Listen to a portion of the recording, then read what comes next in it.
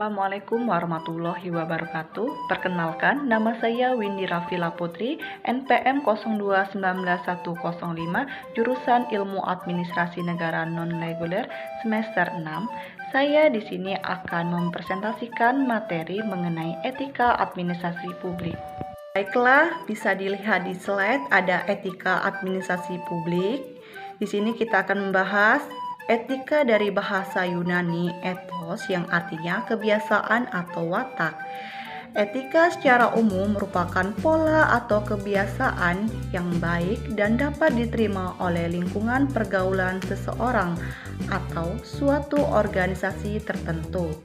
Dan etika administrasi publik adalah aturan atau standar pengelolaan, arahan moral bagi anggota organisasi atau pekerjaan manajemen, aturan atau standar pengelolaan yang merupakan arahan moral bagi administrator publik dalam menjalankan tugasnya untuk melayani masyarakat. Aturan atau standar dalam etika administrasi negara tersebut terkait dengan kepegawaian, perbekalan, keuangan, ketatausahaan, dan hubungan masyarakat. Di sini terdapat posisi etika dalam studi administrasi publik. Terdapat teori administrasi publik klasik dari Wilson, Weber, Wulich, Urwig yang mengatakan kurang memberikan tempat pada pilihan-pilihan moral atau etika. Kebutuhan moral administrator hanyalah keharusan untuk menjalankan tugas sehari-hari secara efisien. Dengan diskresi yang dimiliki, administrator publik tidak hanya harus efisien, tapi juga dapat mendefinisikan kepentingan publik, barang publik, dan menentukan pilihan-pilihan kebijakan atau tindakan secara bertanggung jawab. Selanjutnya ada 4 aliran pemikiran etika. Yang pertama ada teori empiris, yang artinya etika diambil dari pengalaman dan dirumuskan sebagai kesepakatan. Yang kedua, ada teori rasional yang artinya manusia menentukan apa yang baik dan buruk berdasarkan penalaran atau logika. Yang ketiga, ada teori intuitif yang artinya manusia secara naluriah atau otomatis mampu membedakan hal yang baik dan buruk. Dan yang keempat, ada teori wahyu yang artinya ketentuan baik dan buruk datang dari Yang Maha Kuasa. Di sini terdapat hukum dan etika.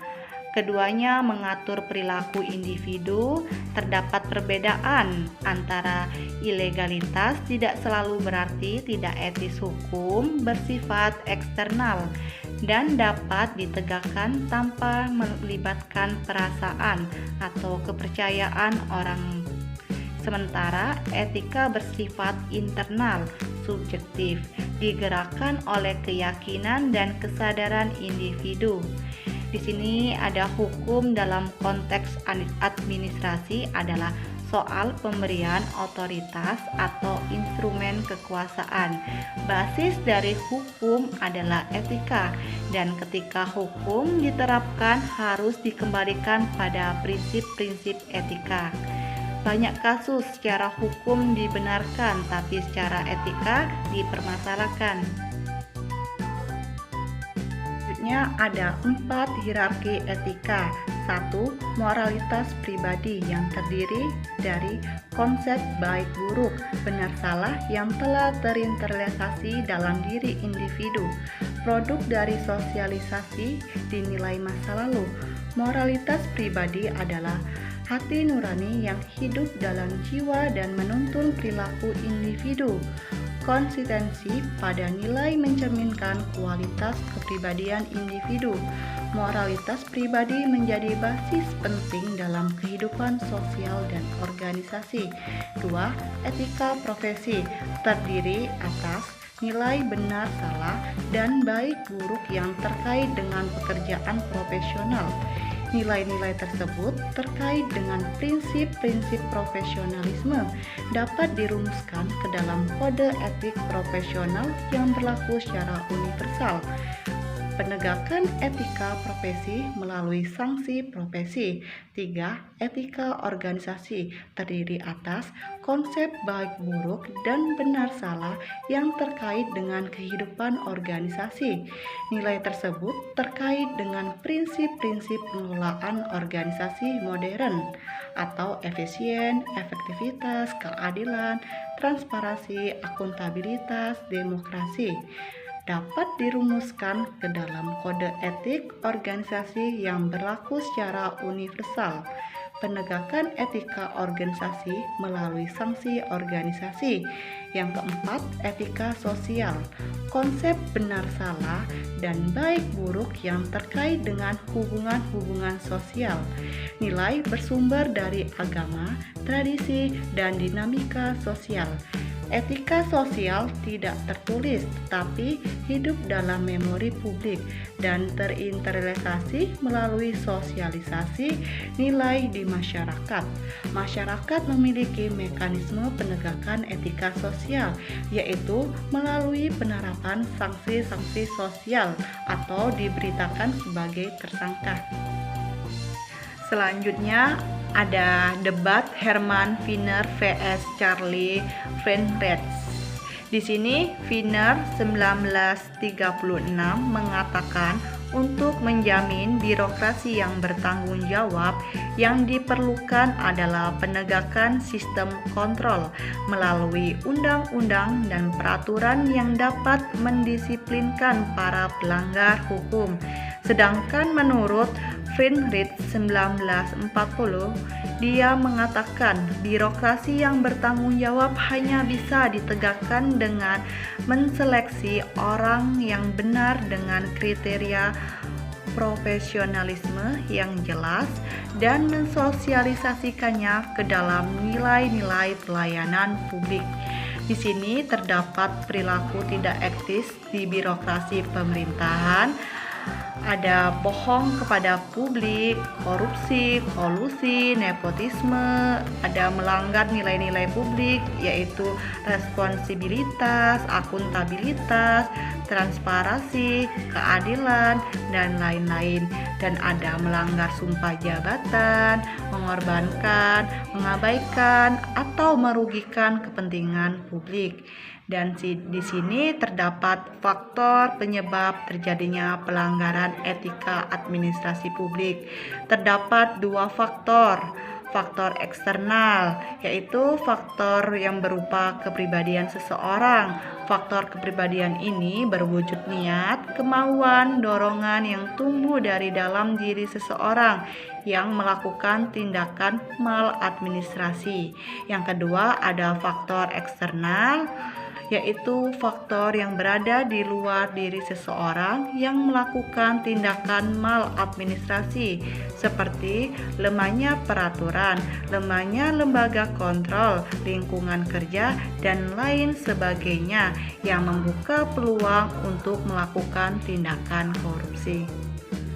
Bisa dilihat di slide, ada prinsip-prinsip etika, ada prinsip keindahan, prinsip persamaan, prinsip kebaikan, prinsip keadilan, prinsip kebebasan, dan prinsip kebenaran.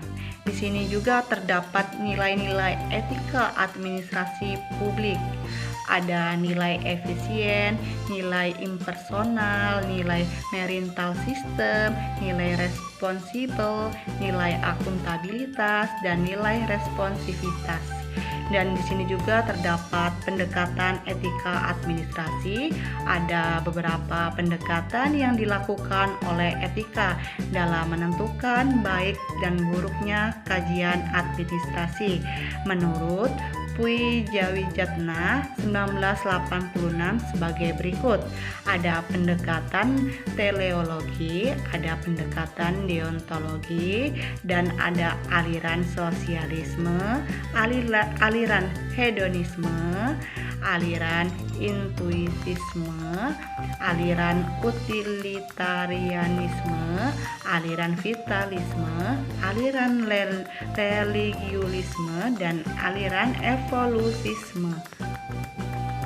Selanjutnya bisa dilihat di slide, ada urgensi etika administrasi publik. Pentingnya etika administrasi publik yaitu adanya public interest atau kepentingan publik yang harus dipenuhi oleh pemerintah, karena pemerintahlah yang memiliki tanggung jawab lebih berkenaan dengan lingkungan di dalam birokrasi yang memberikan pelayanan itu sendiri, berkenaan dengan karakteristik masyarakat publik yang terkadang begitu variatif sehingga membutuhkan perlakuan khusus. Peluang untuk melakukan tindakan yang bertentangan dengan etika yang berlaku dalam pemberian pelayanan publik sangatlah besar. Di sini juga terdapat implementasi etika administrasi publik. Etika administrasi publik dapat digunakan sebagai rujukan atau referensi bagi para birokrasi publik dalam melaksanakan tugas dan kewenangannya, yaitu American Social for Administrator atau ASPA.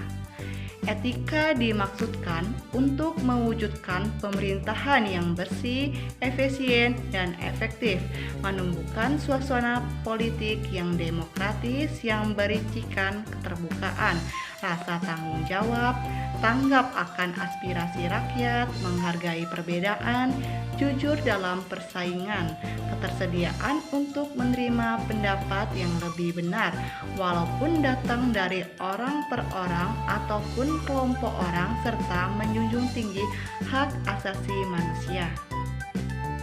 Demikianlah presentasi dari saya mengenai materi etika administrasi publik. Wassalamualaikum warahmatullahi wabarakatuh.